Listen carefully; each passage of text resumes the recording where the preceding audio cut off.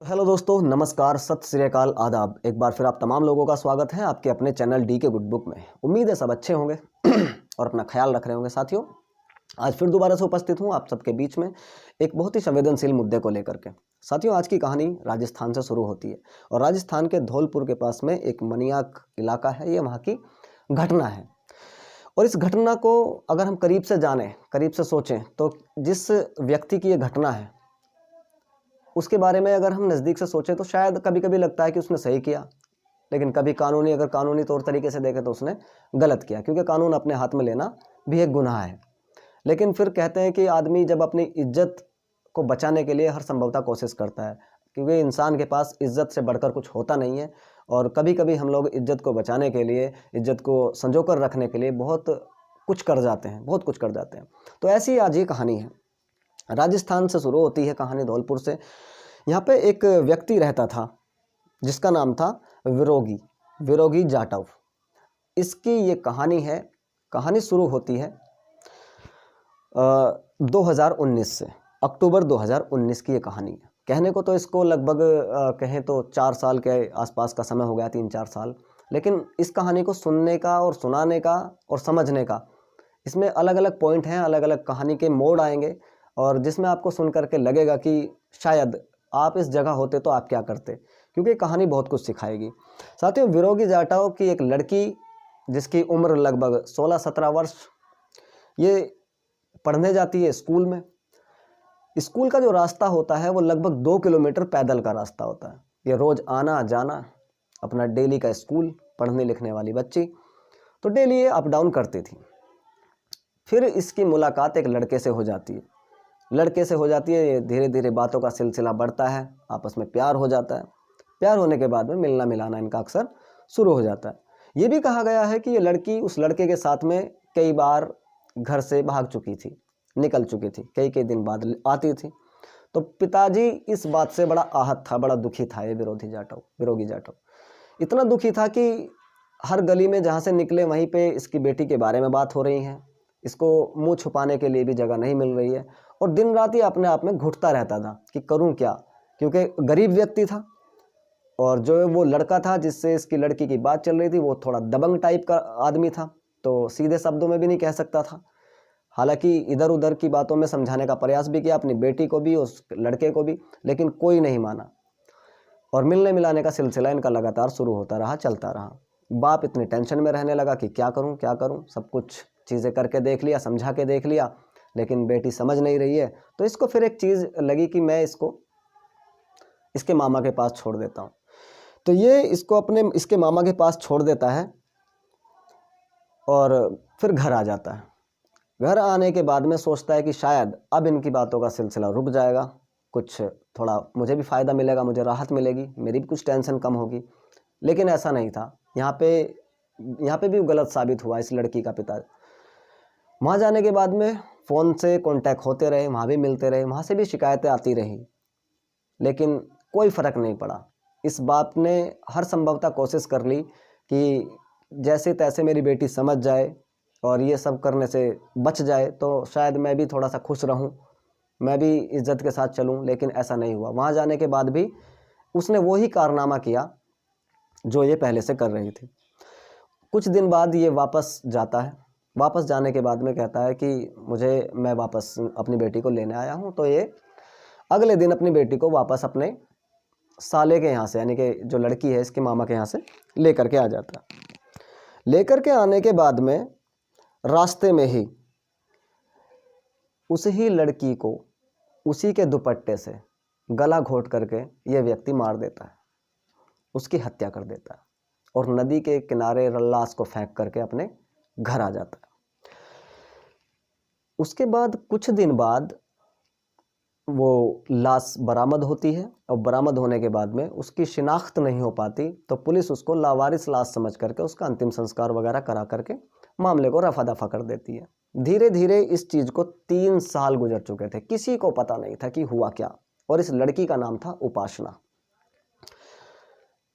जो आसपास के लोग पूछते थे विरोगी जाटव से कि उपासना कहाँ है, तो ये कहता कि मैंने उसकी शादी कर दी है और वो अपने घर में खुश है, तो कभी कभी मैं मिलने चला जाता हूँ, कहीं शादी दूर की है तो इस तरह से वो लोगों को टरका देता। लोग जब भी कभी सवाल करते वो यही कहता कि मैंने अपनी बेटी की शादी कर दी है। अब धीरे धीरे इस चीज़ को लोग भी समझना शुरू कर दिए कि चलो ठीक है, बेटी की शादी हो गई, इसमें कोई अलग बात तो है नहीं, और अपने घर खुश है तो ठीक है, आना जाना तो बाद की बात है। अब धीरे धीरे ये चीज़ें लोगों के मन से उतरना शुरू हो गई, बात आई गई हो गई। लेकिन 3 साल इस चीज़ को गुजर गए, 3 साल तक किसी को भनक नहीं लगी कि हुआ क्या। 3 साल के बाद उसी थाने में, धौलपुर के मलियाग थाने में एक नए दरोगा की नियुक्ति होती है। तो वो पुराने केसों पर नज़र डाल रहे थे। अब पुराने केसों पर नज़र डाल रहे थे तो जैसे ही उस उपासना का केस, यानी कि नाम तो उस टाइम नहीं पता था किसी को भी, लेकिन हाँ ये पता था कि लावारिस लाश मिली थी नाबालिग लड़की की, और पोस्टमार्टम रिपोर्ट भी थी, सारा कुछ था। यानी कि वो गला घोट करके, दुपट्टे से गला घोट करके वो मारी गई लड़की थी। ना परिवार का पता था, ना लड़की के नाम का पता था, कुछ भी नहीं पता था। लेकिन हाँ फिर भी वो जो नए एसआई होते हैं वो ऑर्डर करते हैं आसपास के थानों को, और वो कहते हैं कि इस लड़की की जो डेड बॉडी मिली थी, इस पर दोबारा से इस केस को थोड़ा जीरो इन करते हैं, देखते हैं क्या हुआ। तो आसपास के क्षेत्रों में गुमशुदा हुई लड़कियों की तलाश शुरू कर देते हैं। अब ये धीरे धीरे तलाश हो रही है, पुलिस आसपास के इलाके में जाकर के पूछ रही है कि अब से 3 साल पहले किसी की कोई लड़की तो नहीं गुमशुद हुई, कोई कहीं पे कोई कत्ल तो नहीं हुआ, मर्डर तो नहीं हुआ, किसी की लड़की कोई अगवा तो नहीं हुई। वो सारी चीज़ें वो पूछताछ में लगे रहते हैं। इस पूछताछ में काफ़ी दिन लग गए, धीरे धीरे समय गुजर रहा था। लेकिन एक टाइम ऐसा आया कि इनकी जो तलाश थी पुलिस वालों की वो ख़त्म हो जाती है। मलियाग थाने के क्षेत्र में एक लड़की गायब हुई है, ऐसा कुछ पड़ोसी बताते हैं, जो विरोगी जाटव के पड़ोसी थे, कि एक लड़की थी उपासना नाम की, नाबालिग लड़की थी, और वो 3 साल से दिखाई नहीं दे रही। उसके पिताजी कहते हैं कि मैंने शादी कर दी, लेकिन अक्सर क्या होता है कि शादी करते हैं तो बेटी घर पे आती है, अपने बाप के घर पे भी आती है, वहाँ भी जाती है, तो 3 साल में 2-4 बार तो आना उसका वाजिब था अगर शादी की है तो। लेकिन 3 साल से पड़ोसियों ने, रिश्तेदारों ने वो लड़की देखी ही नहीं, गई कहाँ। धीरे धीरे अब ये केस तूल पकड़ते जा रहा था। कुछ लोग बताते हैं कि विरोगी जाटव की लड़की थी, वो गुमशुदा हुई थी, उससे आप एक बार पूछताछ करें। अब विरोगी जाटव को जीरो इन किया जाता है, उससे पूछताछ के लिए उसे बुलाया जाता है। बुलाते हैं तो ये सुन करके, देख करके कि मुझे बुलाया गया है, एक ऐसा मामला है, शायद मेरा पुराना मामला ना निकल आए, तो ये वहाँ से अपने घर से फरार हो जाता है, ये भाग जाता है। भागने के बाद ये इधर उधर छुपता है, रिश्तेदारों के पास जाता नहीं है, तो इधर उधर छुपते छुपाते ये अपना जान बचाते फिर रहा था। 1-2 बार पुलिस वाले घर पे आए, ये मिला नहीं।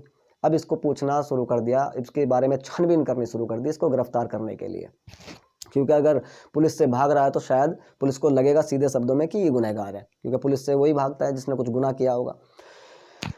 आगरा के पास से इसको एक दिन गिरफ्तार कर लिया जाता है। विरोगी जाटव को गिरफ्तार करके थाने लाया जाता है, पूछताछ की जाती है। और पूछताछ में, क्योंकि ऐसा तो व्यक्ति है नहीं है कि कोई पहले से गुनाह करते आ रहा है, पहले से कत्ल करते हुए आ रहा है, ये कत्ल उसने अपनी इज्जत को बचाने के लिए किया था। वैसे एक देखा जाए तो ऑनर किलिंग है, तो अपनी इज्जत को बचाने के लिए किया हुआ कत्ल, मतलब ये सोची समझी साजिश नहीं थी कि मारेंगे। उसने बिल्कुल परेशान होकर के, मतलब लास्ट रास्ता जब तक उसको था वो काम चलाते गया, जब उसके सारे रास्ते बंद हो गए तब उसने इस कदम को उठाया।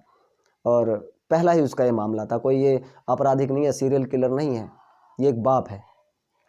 तो इसको उठा करके आगरा के पास से और उसको इंटरोगेट किया जाता है, ज्यूरेन किया जाता है, पूछताछ की जाती है। फिर ये कहानी सुनाता है कि साहब मेरी एक बेटी थी उपासना नाम की, लेकिन उसने मेरी इज्जत को बर्बाद कर दिया था, और मेरे लाख समझाने के बाद भी वो नहीं मानी थी, इसलिए मैंने अपने हाथों से अपनी बेटी का कत्ल कर दिया, सिर्फ इसलिए ताकि इज्जत पे आँच ना आए, इज्जत बनी रहे। मैं जब घर से बाहर निकलता था लोग मेरे बारे में बात करते थे, बेटी के बारे में बात करते थे, मुझे अच्छा नहीं लगता था। कई बार मैंने सोचा कि मैं खुद ही मर जाऊं, मैं आत्महत्या कर लूं, फांसी लगा लूं, लेकिन फिर मैं ये सोचता था कि मेरे बाद मेरी बेटी का कौन है। तो मैं बहुत सारी चीज़ें सोच रहा था, और ये लगातार मैं 1 साल तक इस उधेड़-बुन में रहा कि मेरी बेटी समझ जाए, सुधर जाए, संभल जाए, लेकिन कुछ फ़र्क नहीं पड़ रहा था मेरे समझाने का। तब जाकर के मैंने ये कदम उठाया और अपनी बेटी को अपने हाथों से मार दी। अब पुलिस थोड़ा सा इसका पक्ष भी लेती है, लेकिन फिर वही बात है कि कानून अपने हाथ में लेना सही नहीं है। कानून अगर अपने हाथ में लेते हैं तो हम भी अपराधी हैं। तो पुलिस फिर इसको पूछताछ करने के बाद में, अच्छा इसने उस लड़के का नाम नहीं बताया जिससे इस लड़की की बातचीत होती थी, उसका नाम बिल्कुल नहीं बताया इसने। और एक्सेप्ट किया कि हाँ, वो जो लाश मिली थी नदी के किनारे वो मेरी बेटी की थी, मैंने अपने हाथों से मारा। पुलिस इसको फिर जेल भेज देती है। अभी अपनी जेल में सज़ा काट रहा है, लेकिन फिर भी इस कहानी से बहुत सारी चीज़ें सुनने को मिली हैं, ऐसी नई चीज़ें कि अक्सर सोच करके देखिए कि अगर हमारे साथ कुछ ऐसा हो, इस कहानी में हम अगर अपने आप को रखें तो हम क्या करेंगे। कहने को तो ये गवर्नमेंट जो सरकार के रूल हैं उसके खिलाफ है, ऑनर किलिंग, कि किसी की हत्या नहीं कर सकते, अपने बच्चे की हत्या नहीं कर सकते। लेकिन अगर सोच करके देखें कि जब व्यक्ति बिल्कुल पूरी चारों तरफ से बर्बाद हो जाता है, उसको कोई रास्ता नहीं सूझ रहा है और अपनी इज़्ज़त को बचाने के लिए अपनी बेटी के कदमों तक को उसने पकड़ लिया है, उसके पैर पकड़ करके अपना जो है उसको कहा कि बेटा सुधर जाओ, सही नहीं है, गलत है बहुत, हमारी इज़्ज़त तार-तार हो रही है। लेकिन वो बेटी अपने बाप की इज़्ज़त को नहीं समझ पाई, तो क्या करेगा ऐसे में? एक बाप क्या करेगा, मजबूर बाप अगर कहें तो। तो वही इस विरोगी जाटव ने किया। आपकी क्या राय है इस कहानी को लेकर के? आप अगर इस बीच अगर आप अपने भी आपको रखें इस कहानी में, इस विरोगी जाटव की जगह खुद को रखें तो क्या करेंगे आप? मुझे कमेंट बॉक्स में ज़रूर बताना, क्योंकि राय जानना ज़रूरी है। क्या इसने सही किया या गलत किया? जो भी है अपनी राय मुझे ज़रूर दें। और साथियों, उन बच्चों को भी मैं कहना चाहता हूँ कि जो बाप 15-20 साल, 25 साल पाल पोस करके बड़ा करता है, पढ़ाता है, लिखाता है, हर सपने पूरे करने की कोशिश करता है, तो उन बच्चों को भी अपने बाप के बारे में, अपनी माँ के बारे में थोड़ा-सा सोचना चाहिए। क्योंकि हमारे लिए उनसे बड़ा कोई नहीं है। 4 दिन पहले आया हुआ लड़का हमारी ज़िंदगी में हमारे माँ-बाप से आगे नहीं हो सकता या हमारे माँ-बाप की जगह नहीं ले सकता। तो जिन लड़कियों को इस तरह की चीज़ें लगती हैं कि नहीं, मैं मेरा ये बॉयफ्रेंड है या मेरा ये है, ये बहुत अच्छा है, ये है, वो है, तो ना करें तो अच्छा ही है। अगर आपके घरवाले, आपके पेरेंट्स आपको समझाने की बात कर रहे हैं, तो समझ जाएँ। वो अच्छा ही कह रहे हैं आपके लिए, कोई गलत नहीं कह रहे हैं। अगर गलत उनका तात्पर्य होता तो वो कभी कहते ही नहीं आपको, क्योंकि अपनों को कहा जाता है। अगर अपना कुछ गलती कर रहा है तो डाँटना, कुछ कहना, धमकाना सिर्फ़ अपने को कहा जा सकता है जिससे हम प्यार करते हैं, जिससे हमें लगाव है। अन्य अन्य लोगों को तो नहीं कहते हम आम तौर पर कि तू क्या कर रहा है, कैसे कर रहा है। तो अपनों को कहते हैं, इसका मतलब वो हमें कह रहे हैं, तो इसका मतलब हम उनको हमारी परवाह है। और अपने घरवालों की बात ना मानने का नतीजा कई बार बहुत भयानक हो जाता है। काफ़ी दिन पहले मैंने एक कहानी आपको और सुनाई थी, श्रद्धा मर्डर केस दिल्ली की। उसने अपने घरवालों की बात नहीं मानी और 35 टुकड़ों में बँट गई। आफ़ताब ने उसको 35 टुकड़ों में बाँट दिया। लाख कोशिश की घरवालों ने समझाने की कि रिलीजन अलग है, लड़का ठीक नहीं है, आप समझ जाओ, लेकिन श्रद्धा नहीं मानी और आफ़ताब ने उसके 35 टुकड़े कर दिए। यहाँ एक बाप ने अपनी बेटी को मार दिया, वो भी सिर्फ़ यही मामला था, ऐसा ही एक मामला था। वो भी नहीं समझ पा रही थी और उसने भी अपने बाप को जेल तक की राह पे चलने को मजबूर कर दिया। जेल में आज उसका बाप है, सिर्फ़ उसके करके। अगर वो समझ जाती और अपने जो बाप वो समझा रहा है, अपनी इज़्ज़त को उसके कदमों में रख रहा है, अगर समझ जाती तो शायद आज वो जेल में नहीं होता और वो भी अपनी ज़िंदगी को उपासना भी अच्छे से जी रही होती। लेकिन नहीं समझ पाते लोग। इस कहानी को बनाने का, इस बताने का और आपको सुनाने का मेरा एक यही उद्देश्य है कि अब इस कहानी को सुन कर के लोग समझें, लोग सबक लें। श्रद्धा मर्डर केस से सबक ले सकते हैं। बहुत सारे मर्डर केस हैं ऐसे जिसमें प्यार का, विश्वास का कत्ल हुआ, गुनाह हुआ, बड़े-बड़े घर बर्बाद हो गए, तबाह हो गए। तो इस कहानी को आप शेयर करें और हाँ, अपनी राय ज़रूर दें इस कहानी के ऊपर कि अगर आप इस बेटी के पिता की जगह हैं, तो आप कैसे सोचेंगे, इस केस को कैसे लेंगे। तो दोस्तों, ये भी आज की कहानी थी और कैसी लगी आपको मुझे ज़रूर कमेंट में बताना। और अगर चैनल का काम आपको अच्छा लगता है तो प्लीज़ इसको सब्सक्राइब करके और अपने दोस्तों के साथ शेयर ज़रूर करें। शेयर करने से ये होगा कि अगर इस वीडियो को देख करके 2-4 लोगों को भी समझ में आ जाती है चीज़ें, तो हम समझेंगे कि हमारी वीडियो बनाने का मकसद पूरा हो गया। और इस चैनल का काम समाज में हो रहे उतार-चढ़ाव को बताना है। किसी तरह की कोई बेहुदा या फालतू वीडियो हम इस चैनल पे कभी नहीं बनाएँगे, ये हमारा वादा है। तो दोस्तों, फिर वही एक बार अपने पुराने अंदाज में खुश रहो, आबाद रहो, जहाँ भी रहो ज़िंदाबाद रहो। धन्यवाद, thank you so very much. जल्दी मिलता हूँ किसी और दिन, किसी और नए टॉपिक पर। तब तक अपना ख्याल रखें। जय हिंद, जय भारत।